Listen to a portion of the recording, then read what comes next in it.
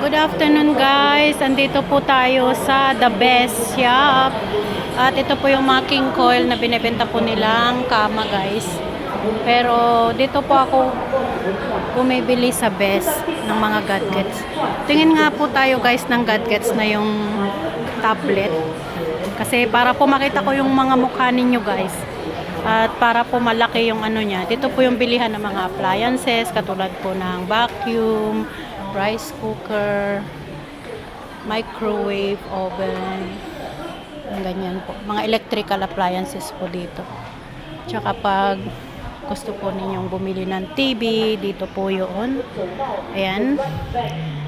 Yung mga TV nila dito guys, na nagkakahalaga lang po naman ng 1,626 pero may bawas na po siya na 5.8%. Tingin nga tayo guys ng ano nila, tab nila. Gusto kong bumili ng tablet.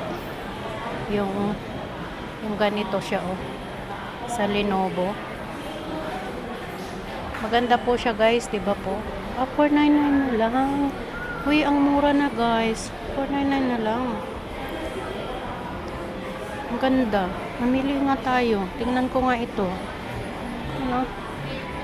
Tsaka ito. Wow.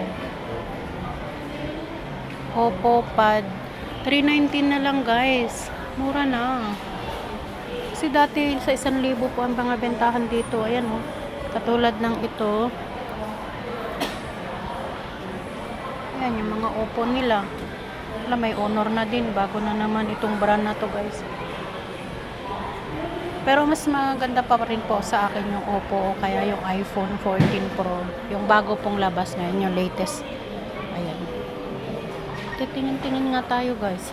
Ang gaganda yung mga Galaxy Fold ng mga cellphone ngayon. Mga latest ngayong cellphone na to guys. Dito po ako nabili guys para po hindi ako mapeke sa mga cellphone. Kaya dito po ako nabili sa Best Shop. Guys. Ayan. Dahil dito po guys, ang dami pong refurbers. Ang ibig pong sabihin, maraming nire-repair na cellphone. Tapos, akala mo brand new, pag bibilhin mo yung pala, ilang ulinggol mo lang gagamitin. Sibak na siya, sira na siya. Ganun guys. Ayan guys, isa-shopping ko kayo muna. Tapos mamimili ako ng bibilhin ko kung ano yung tab na bibilhin ko. O kaya yung iPad. Kasi, kailangan ko ng malaki guys. Gawa nga nung hindi ko kayo nakikita masyado sa live ko. Okay guys, thank you for watching.